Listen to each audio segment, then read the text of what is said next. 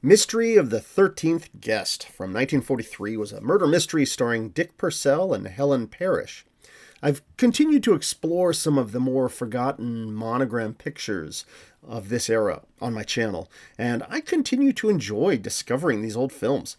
So this one was good. I'll give a brief, spoiler-free overview of the film, and then offer some closing thoughts.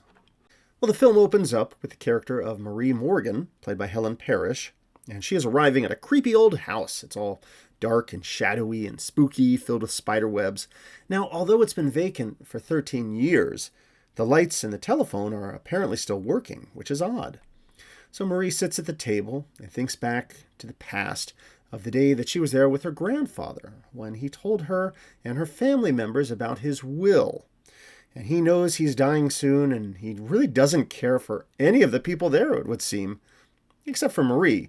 And he leaves the will in an envelope for her. Now, what's odd is that there were 12 in attendance, but there's this mysterious 13th place left empty. What could it mean? Well, back to the present. Marie decides to open the envelope containing the will, and inside is a sheet of paper with the mysterious numbers of 13, 13, 13. What does it mean? Well, suddenly, someone enters the house. A gunshot is heard, and Marie screams. Well, the driver outside waiting for her alerts the police, and soon detectives are on their way. Now, when they arrive, they discover Marie, but she is dead at the dinner table, just sitting there. Well, investigating this crime are Dick Purcell as Johnny Smith, a private investigator who has an interest in this case. Now, he's there with Tim Ryan as Lieutenant Burke, who is the police officer assigned to the case, and the two of them seem to have this love-hate relationship, so they're going to work together on this case. Now, the family here, the Morgans, it's the classic scenario of the greedy relatives, the cousins, uncles, and whatnot, who would all benefit if Marie were removed or intimidated. However, shortly after Marie is reported dead, other members of the original party start dying as well, and each is found sitting in the same exact chair that they had occupied 13 years earlier, which leads us to think that the killer is possibly someone who knew about the original seating arrangement at that same party. So Johnny and Lieutenant Burke continue their investigation, and they attempt to get to the bottom of these killings before everyone from this original dinner party winds up dead.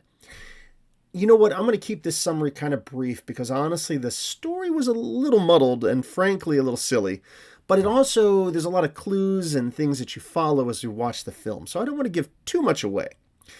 It's still a fun mystery to follow along with some colorful performances and even a Scooby-Doo style unmasking at the end of the film. So you need to check this one out for yourself. But let me give a little background on the film. Mystery of the 13th Guest was produced by Monogram Pictures and was directed by William Bodine. It's a remake of the 1932 movie The 13th Guest that starred Ginger Rogers.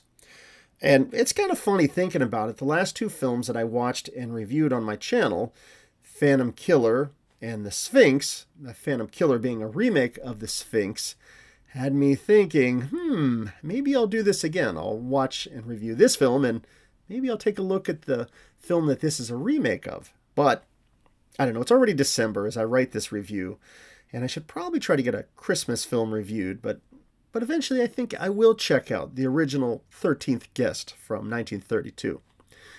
In any case, the writer of this story, the name Armitage Trail, and his real name was Maurice Coons, was responsible for two novels that were adapted by Hollywood into films. We had Scarface, which was from both 1932 and 1983, as well as The 13th Guest, which was used by both versions of the Monogram films. So the writer, Armitage Trail, would actually die of a sudden heart attack in October of 1930 at only the age of 28. So my general thoughts on the film is that this was a quirky blend of spooky murder mystery with a fair bit of humor. And honestly, I thought it was an entertaining mystery investigation. It unravels at a good pace. The film's only about an hour long, and it kind of keeps you guessing with what's going on. The story is primarily led by Dick Purcell's private investigator character, who, as mentioned, seems to have a rocky but amicable relationship with Tim Ryan's police lieutenant. So the two of them kind of get along to solve the mystery together. I thought the mystery was good, if a little silly. I mean, seriously, could you really kill somebody by zapping them with a phone like that? Without them just, I don't know, dropping the phone and going, youch! But whatever. The film has a hint of the old dark house subgenre of mystery movie. You know what I mean? With hidden rooms and the creepy guy with a mask hiding behind the wall, scheming his devious plans, that sort of thing. So that makes for a fun film. This is a movie that you can't think about or analyze too much, but, just watch it. Have a fun ride and enjoy the mystery. I thought that Dick Purcell did a good job as the lead in this film, and honestly, he's showing up in a lot of these Monogram films that I watch, and I think he's a decent actor. I think one of his claim to fame was that he played Captain America, so I may have to get around to reviewing that on my channel in the future. And Helen Parrish is, of course, a very sweet actress, and I thought, she helped color the darker side of this film. But boy, they had a crazy twist for her character in this film. Part of why I kept the summary brief is so that you can see for yourself what happens to her character in the film. And you'll be like, Rob, that was nuts.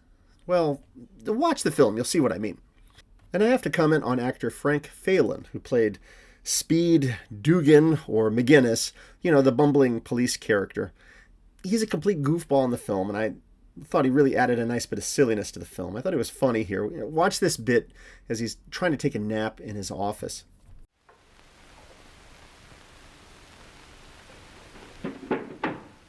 Speed! All right, stick them up. I got about 10 of you covered. Put that smudge pot away. Come on, we've got work to do. Tonight? Right now. That's what I don't like about this job. I can't stand the night air. You mean you can't stand, period. Now, final note before I close this one out. One of the neat things I discovered while researching this film is I found a copy of the Monogram Pictures Pressbook for this film. I found it on the Internet Archive, and I have it linked below in the description. It's pretty cool. It gives background on the film, the story, the writer, and the actors, and has lots of images from the film, mostly of Helen Parrish. And I love some of the early 40s era descriptions. Even your goose pimples will have goose pimples. I guess. Oh, and don't forget, sell war bonds.